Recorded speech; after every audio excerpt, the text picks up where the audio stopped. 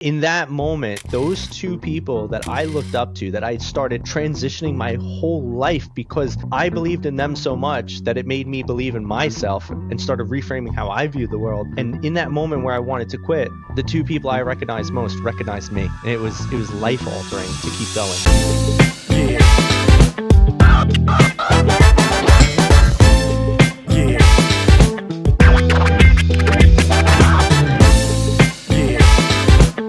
Ladies and gentlemen, this is the very first episode of the Beyond Virtual podcast.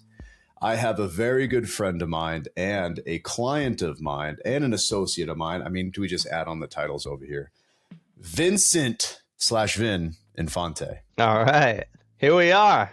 Excited to be here for the first episode of the brand new podcast. So for those of you guys that don't know Vin, Vin is amazing. I actually met Vin at a David Meltzer dinner a couple of years ago and fell in love with the guy. We set up follow-up calls and somehow it turned into this blossoming relationship where we actually co-host another podcast together. Shout out to the 1% podcast. But he's just a truly amazing guy. And I wanted him to be my first. So Vin is a mental performance coach. And I know there's another title for that too. Vin, can you tell us exactly your title? I know we kind of play around with some fun things, but what's your title and what do you do? Well, the best title I've ever received was being called a guy with an opinion.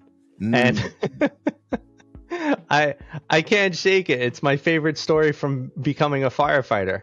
Is when you're out there on the lines and you're in formation, everybody's curious. What did you do before you became a fire? It's like going to the army. Hey, what'd you do before this? And I was standing next to my guy. His name was Ken Dahl. Awesome name. Shout out to Ken Dahl. And any reference to Barbie doll too? I mean, that would be my God. Dude, the drill instructors had a good time with Ken. Yeah, I don't know if it was a good time for him, but it was a good time in general. And so he said, Infante, what'd you do before this? I said, well, I was a psychotherapist before this. And he said, no offense, but I never understood your profession. Aren't you just a guy with an opinion? I'm like, yeah, pretty much, man. That's pretty solid, actually. I like that response. I think that's going to be my new thing in the phone, the guy with the opinions calling me. I got a lot of them. So that was one of the more funny ways to articulate what I do. But overall, my experience has been in psychotherapy. I spent over 10 years honing my craft, becoming a therapist, working in every setting imaginable, trying to find mostly my right fit. And that wasn't very easy for me, so much so that I actually started getting very disenfranchised with psychotherapy. I felt like the model didn't really work. I felt like there was something seriously lacking. And I had my own hardships and my own mental health issues growing up. And I was always in therapy and I never got better. I never actually received help. And so it was almost a parallel. I not only saw that it didn't work for me, but I felt like it wasn't really working for a lot of the people I was serving. And as someone who has a high drive to impact, at this point, 1 billion lives, it wasn't sitting right that I was going in and just feeling like day in and day out, I wasn't achieving the change or the results I wanted with the clients I had. And that got me really curious to saying there has to be another way. So I did what any logical person would do. And I left my job, transitioned careers, became a firefighter. And then I started learning about how to become a coach. And I found the messiah of coaching, Tony Robbins, listened to his stuff, fell in love with what he did and how he did it. And I was fascinated. I was blown away by the fact that this man was taking people who were in therapy for 10 to 15 years and transforming their lives in 15 minutes. I said, why didn't I learn that in school? And that led me down this journey of what's this coaching thing? And so I got trained and certified under Tony Robbins' training program. And I then decided that, there's a lot of limitations actually both in coaching and in therapy and in mentoring. But what if you actually combined all three? And that bred my hybrid methodology, which is therapy, mentoring, and coaching. And it helps me elevate performance within entrepreneurs, organizations, and just high-performing individuals in general. And so I'll take people who are struggling with the really, really difficult problems, and they need to be optimized in their life or their business, and they really can't afford lag time, and they'll bring me in. and I'll help them solve whatever's going on. As long, and I like to caveat this, as long as it's some type of a personal problem. Now, you can have me help with systems and business and scaling and process and all that great stuff, but I am very foundational in psychological nature, and that's where I really shine. To be honest, I think it kind of goes with everything. It's your mindset. If your mindset isn't right, how are you supposed to do well in business? How are you supposed to do well in life? And Right. I want to give a glowing testimonial here to Vin. Vin's actually been coaching my CIO raise. He's actually overseeing my directors and managers. They do 5 sessions on a monthly basis where it's mini groups, bigger groups, more one-on-one. And it's essentially just improving their mental performance to get them to do better in their day-to-day, which is going to correlate to better in their actual life and in business. So this is truly a win-win. And I couldn't ask for a better person than that. Thanks, So man. this mindset here, and going to, I don't know how many Tony Robbins ones that you've been to, but well, the one he didn't elaborate on is, I know on one of the Tony Robbins trainings that Vin was on, it was via Zoom, and you actually got picked. And you got to pitch Tony. Is that what happened? How did this whole transformation happen of your entitled mental mindset to psychotherapy to becoming an overall mindset coach? Yeah, and so the interesting thing, actually, and it's one of my favorite stories to tell, it at the time that happened, I was actually getting, I don't want to say ready, but it felt like I was very near and close to quitting entrepreneurship. I had left the fire department. I was here and there getting clients. I couldn't figure out how to retain clients. I like entrepreneurship was so new to me. I didn't have friends that were entrepreneurs. I grew up in a 9 to 5 family. I grew up with 9 to 5 friends. You know, the most money that I've seen people make in a year is like $100,000 because they've been at their job for 20 plus years. Every model and frame I had of the world was how to operate within a 9 to 5 system. And so when I finally took the leap and left the fire department to go full time into my coaching business, I had some really great success, but I also didn't account for the fact that there's going to be a lot of things that are going to go wrong. And they did. And it was terrible.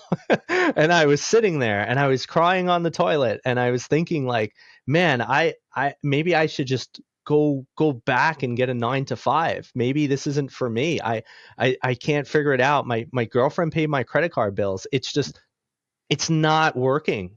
And I remember she picked my head up and she was wiping my tears and she's like, what are you doing? I'm like, I don't know what to do and I'm scared and I feel terrible. And maybe I should just get my 9 to 5 back. And she wiped my tears and she's like, oh, you don't want to do that. You hated your job. and and then she said, you'll figure it out. Don't worry about it. And so I was trying to figure it out. And before I started really getting into this place where I had no money, I had invested in 2 things. I invested in, and then both of them were in myself. I invested in a speaking course from Les Brown. For those of you that don't know, he's a world famous motivational speaker. He's one of my favorites. Infectious laugh. That was the biggest thing that drew me to Les. And I had invested in a mastery program from Tony Robbins, one of them being business mastery. And in both of these scenarios, I had what I call divine intervention from God, reminding me this is exactly where I'm supposed to be. At the business mastery event, I was picked on virtually out of a crowd of like 60,000 people, which, by the way, this is the interesting part of this story. Tony Robbins had picked somebody else, but their sound wasn't working. And he swiped away because the sound wasn't working. And because he was doing it virtual, you have to swipe through screens. So he swiped away and he picked me. And I got a business intervention from Tony on the spot. He spent about 30, 45 minutes just talking to me and ripping apart my model, telling me why it's not working, what I should do. And then about a month or so later, from this course I invested in with Les Brown, I was picked to be a speaker on his live virtual summit. And my first ever speaking event was hosted by Les Brown. I was picked by his team to be one of the top speakers on his summit. Were you shaking? And were you nervous? Oh my God. Yeah, dude, my first ever speech, the Tony hosted Robbins by Les Brown. Of course I was, and it was a virtual speech, right? So I was sitting there at home shaking. And even that, I got a personal coaching session from Les Brown too. He picked on me as one of the 20 people, and he let me tell him my speech, and he told it back to me, and he said, "Man, you got to write a book. That is a great speech. I love that." And in that moment, those two people that I looked up to, that I started transitioning my whole life because I believed in them so much that it made me believe in myself and started reframing how I view the world. And in that moment where I wanted to quit, the two people I recognized most recognized me. And it was life altering to keep going. I mean, you gave me goosebumps throughout that there. I honestly felt I was with you virtually in the crowd too, and definitely next to you, like, okay, Vin, you ready? We ready to get this going?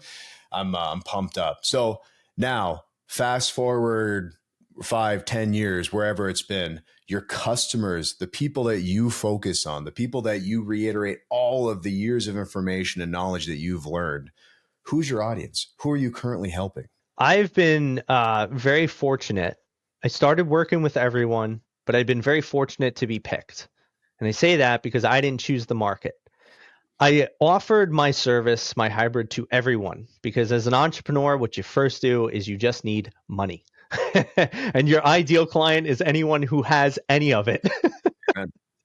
And so eventually, what I saw was the people I had the most fun with, got the best results with, and thought to myself, man, if I had a clientele of only these people, I would love what I do every day. That wound up being entrepreneurs. I wound up getting my first opportunity to work with a local entrepreneur in Staten Island where I live, and it was phenomenal. Though she fired me. And I'm very truthful about that because that was one of my first experiences with an entrepreneur. I didn't know how to work with an entrepreneur. I still had a very traditional therapeutic approach to it. I was still doing a very basic model, and I was not ready to work with entrepreneurs. And she rightfully so did fire me. And after I stopped licking my wounds, I said, even though I wasn't ready for it, I freaking loved it. So that's what really prompted me to start getting better, to learn more about leadership, to learn more about high performance, to learn more about mindset in that way, to learn more about the forward orientation rather than just the past presentation. And as I got better with that, my next entrepreneur referred me to my next entrepreneur, referred me to my next entrepreneur. And I started building my business just through word of mouth, networking, and referrals.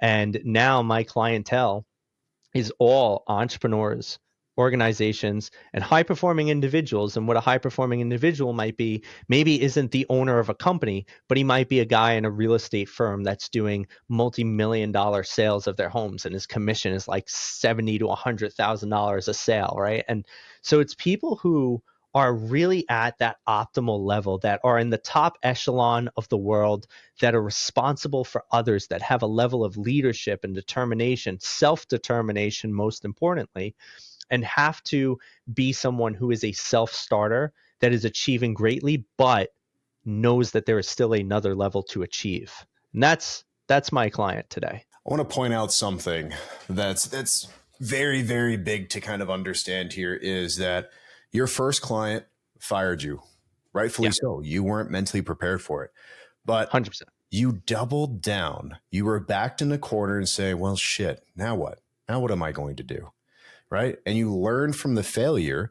You double down on entrepreneurship, business owners into a completely different crowd than a regular consumer, especially with how we think. And you said, I'm going to make this work. And you improved and you got better and you learned from this constant failure of how to actually tone it right. That's like business economics 101, right? Because you can either go two ways. You can say, this isn't for me. Okay, what did I do wrong and how do I fix it? And I think that's amazing, especially to where you're at now, even managing my team members and the trust that I've established with you and knowing your clientele, some of your clientele, the trust that they have with you. I think that's very important. Now, to get to a point, you get bottlenecks. You get things that you're not able to overcome, right? And that's why I think it's very important to delegate. There's forms that you need to, if you're working 40, 50, 60 hours a week, you would need to delegate the mundane, tedious tasks that nobody likes to do. And that's where, in my case, virtual assistants come into place. Now, I know you've had a virtual assistant for a little while now.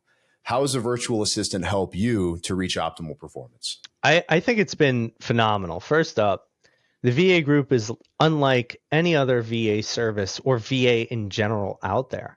Sure, I could go out and I could find a VA that I could pay $4 to $5 an hour. I could save the money and all well and good. The VA that's $4 to $5 an hour most likely going to ghost you. Most likely, if they want more than $4 to $5 an hour, they're not going to tell you. They're just going to sell all your crap to someone else.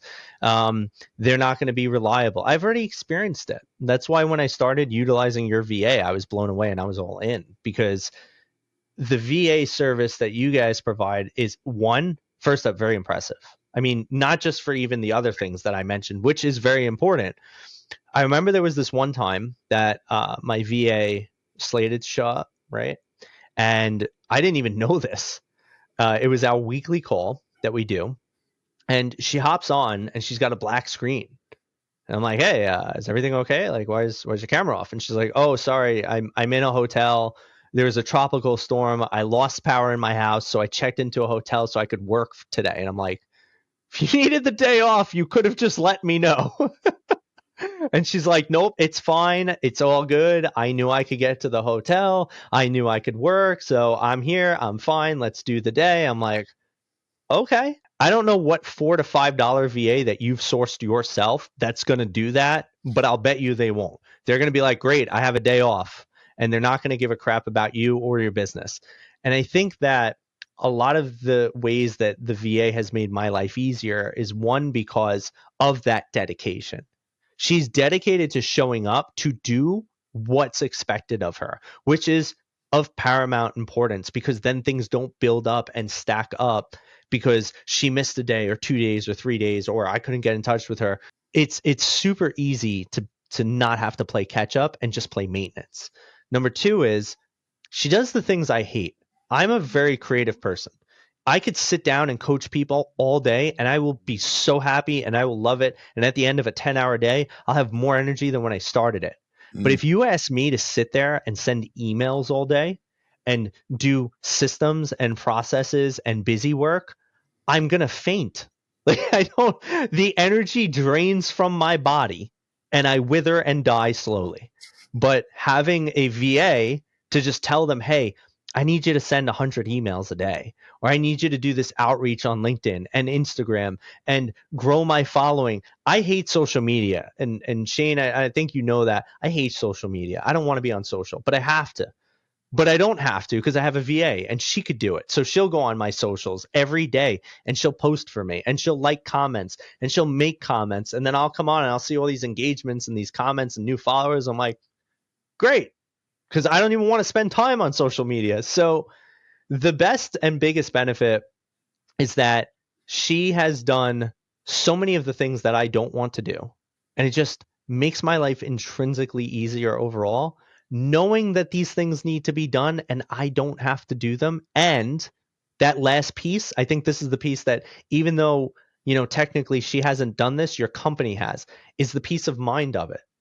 I feel safe and secure knowing that there is this full team watching her, that they're on top of her, that they're checking in, that there's these expectations, that there is a system and a whole chain of command, because I feel safe sharing my information.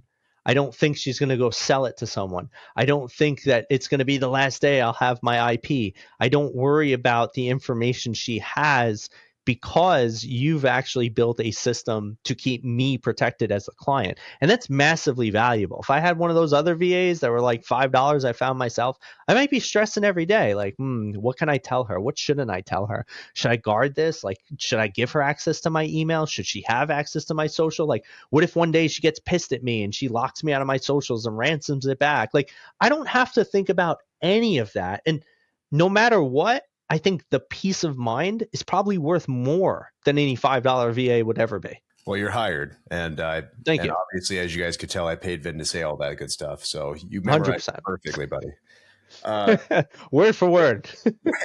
When you're talking about quality in regards to employment, especially for business owners and entrepreneurs, it needs to be a reflection of yourself. Yes. And if you're going the cheap route, that's fine. But now you're playing with time. And time, especially to business owners, successful business owners and entrepreneurs, is the most valuable thing that you have. So if you're going the cheap route and you've wasted 3 months because of what you said, they steal your information, they leave you for somebody who's paying higher. Regardless of the case, they're a contractor. They're not somebody who is committed to long term. So when you're dealing with somebody like that, you want somebody the highest quality candidate so they could be a reflection of yourself. Yeah. And I think that's one of the biggest differences is like, are you looking for somebody cheap and somebody replaceable and somebody who can do anything? Or are you looking of that representation of your business? And when it's come to that point, it's a pretty easy answer. And I'm glad that you found that. And thank you for everything else for for what you're saying about the company. But it's true. The management's there, the system's there. We've been doing this for a while now. And I'm just glad to have another good client like you. Now, I'm going to slightly transition this because it needs to be talked about in my industry and in your industry. AI. AI is the hot topic right now. With the systems and tools that are in place with AI, where do you see coaching? Where do you see it going in the next 5 years? Are you seeing it more as a replacement or more as like a helpful tool to aid?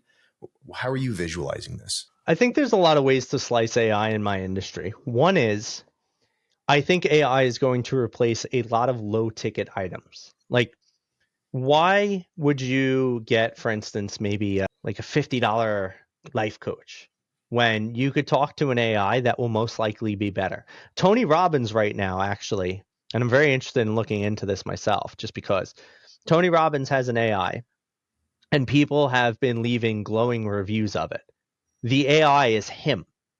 The AI is who he's built over, and the interesting thing that Tony has always done, and I don't know if he knew this, well, he definitely didn't know this, but he he has always, since like he started doing his thing, has always recorded every seminar, every live intervention.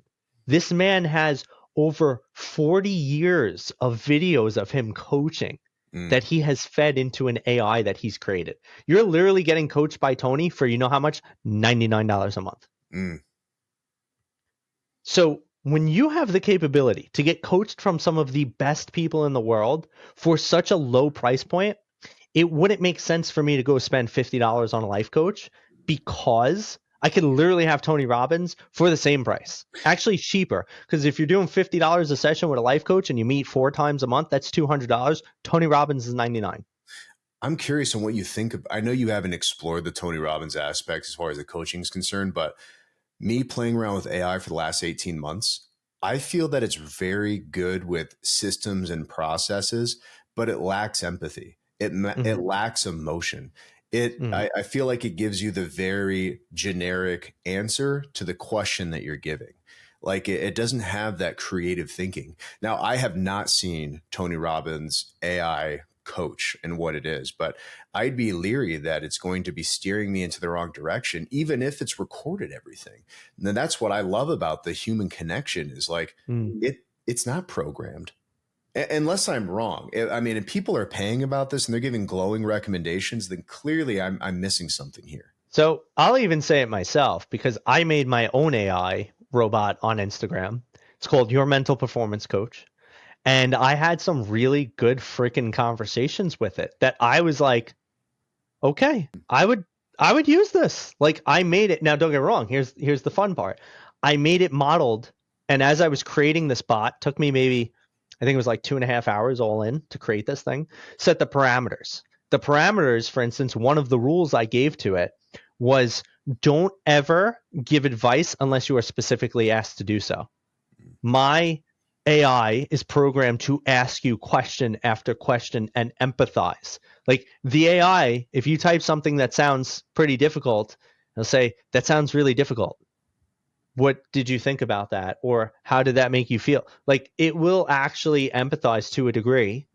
And if you don't want to text it, you could actually freaking call this thing and you could have a phone conversation with it. And I was really blown away because I kept throwing twists at it, because I know, right? Like, I know how a pathway could lead in someone's mind. So I said, for instance, I was like just testing it out. I'm saying, I have a lot of anger at work. And it says, it sounds difficult. Why do you think, you have anger at work? And I said, well, because my boss is a jerk. And he was asking me, well, why do you feel that? And it's, well, my boss is just, he's mean and this and that. And it says, well, what about him being mean upsets you? And I said, well, I was bullied as a kid. And it said, interesting realization. So do you think that it reminds you of your childhood, or could it be something else? And then I said, well, I think it is my childhood. And they'll say, okay, so what about your childhood? And I said, well, you know what? Actually, maybe it's not my childhood. And then they said, so what do you think it is? Could it be something and I was just impressed with, one, the way it keeps up, and two, the way it follows the chain. And so for like, that's what I do. And I modeled this thing. I said, create this bot combining me, Tony Robbins, BF Skinner. Like, I took myself and some of the greatest people in the world and put it into this bot. And so it really was fascinating. However, to get to the other part of this, I'm a big fan of human connection. And I think as the world continues to get more and more robotic, we will seek connection more and more. And that's why I think higher ticket coaches will have more demand than a lower ticket coach. Because for a lower ticket coach, you're most likely going to replicate them in a robot, because they're going to ask you very basic questions and be able to follow very basic chains of command, which a robot is fully capable of. And I think when you start getting to that higher level of connection, or sorry, that higher level of coach, you're not only going to get better connection, you'll get better opportunity, and you're probably more likely to pay for that because you're going to value it more. So I could be wrong. Maybe all the high ticket coaches will be gone because everybody's like, well, why do I got to pay a high ticket coach? I could have a bot and pay someone $20 an hour and just talk to them. But I don't know, honestly. I think the coaching industry is going to be impacted in many ways. I think a lot of crappy coaches, because there are a lot of crappy coaches, are going to be gone. They're going to be replaced with robots. And I think that the higher ticket people in my industry are going to maybe move towards just building communities. And if you're not building a community, specifically in my industry, you're doing it wrong. You have to build a community at this point, because right now is the opportunity. In 10 to 20 years, everyone will have a community, and there's going to be no room for yours unless you become this wildly known person and can easily convert people. Trying to build a community with 10,000 different communities out there will probably be impossible. I agree with you to the highest caliber that people, in especially the next 5 years, with the crazy stuff that I've seen, that I've even shared with you, with the robotics that are coming out, with the technology that's already here and existing and furthering it, that human connection is going to be in the highest demand. And I actually still, to what you just said, I think that would be an amazing tool to have with coaching, saying, hey, look, I'm going to set you up, if you're ever feeling down, to reach out and try this out. And I think it's going to be beneficial until our next meeting. And it may grow and expand your philosophy and ideas even before. And we can get to the really deeper stuff and dive in. I see that as being actually as like an almost an amazing tool with it, but it doesn't replace it. Because at the end of the day, I'm still going to want to hear from, the professional. I still want to see, like, does this make sense? The path that it led me, this is what we talked about over here. And I actually realizing that, like, hearing it, that's what it made me think of, is like, man, I'd like to put that through the test. I'd like to see that on the downside, but I don't see it as a replacement. I see the same thing in my industry as well. I'm virtual assistants. My main company is virtual assistants. So instead of being replaced by AI tools, what are humans going to do? Well, successful entrepreneurs and business owners, they don't have time to learn AI. They don't have time, maybe a couple things, maybe ChatGPT to get over the day-to-day. But what are they going to do? They're going to hire the people who know how to use these different programs and softwares and hire them to then make their lives easier. If we can become more efficient with utilizing AI and still building the relationship and doubling down on the relationship, I think that's where we need to focus on. The relationship. All right, Vin. So we're wrapping up here, and I just wanted to thank you so much for your time. I feel like we always dive into these deep, meaningful conversations, and I love every second of it. I want to end here, and if you could share with me something personal about you, I think that would be phenomenal. Okay, let's see. I got a few things I could share that might make me more human than AI. That's what we want, right? That's what we need, is that more personal touch, especially in this type of world. For sure. So a lot of people don't know this about me, or maybe they don't think that this is possible, but I've been a big gamer most of my life and still am to this day. Though my gaming capacity is a lot more limited, I've been a very avid World of Warcraft player for over 20 years. And I joke around a lot, and I say maybe I should put World of Warcraft on my LinkedIn, because at 13 years old, I was managing teams of 40 people and collaborating with other leadership members to achieve one single desired goal. And I'm like, that's what it was to run a guild and raid in World of Warcraft. And so I really love gaming. I love being able to talk about gaming. I'm an avid weightlifter, hiker. I like to read. And oh man, the best thing is I'm a dad. So those are a few of the fun personal things that I'm really enthusiastic about in my life. Other than that, pretty boring guy. Well, I'm with you on the boring aspect, but thank you so much for sharing with me today. And I definitely look forward to our podcast episode coming up here in the near future. Once again, shout out to the 1% podcast. But yeah, Vin, thank you so much for your time. My last question, which is the most important question, is Vin, where can we find you? Oh man, you can find me anywhere, especially inside your own heart if you really care. No, I'm just kidding. You can find me at my website, www.vincentinfante.life. You can find me on Instagram, LinkedIn. It's all Vin Infante. Instagram is vin.infante. I couldn't get Vin Infante. Somebody else had it. But yeah, anywhere that you might think Vin Infante might be, I am there. So you can reach out. If any of you would love to connect, I'm always open to meeting new people, talking about new and exciting things. You can reach out, email. I should probably give you my email, right? Vincent@vincentinfante.life. Or better yet, you can even hit up Shane. Shane's the guy. Shane is one of the only 6 people that could get through my D&D on my phone. And my phone is on D&D 24/7. So Shane is literally one of the only people capable of reaching me. If you actually wanted to reach me, he is the best and easiest bet. Reach to me. I'll give you his personal address, his personal cell, how we get to him versus via pigeon. And pigeon mail is blood type. Yeah. Anyway, thank you so much, Vin. Guys, this is our very first episode for the Beyond Virtual podcast. This is where I'll be hosting amazing entrepreneurs and business owners that are exclusive to the VA group. That you have to be an existing client and be existing clients only. So stay tuned where I host the next top entrepreneur and business owner next week on week 2. For now, we're out.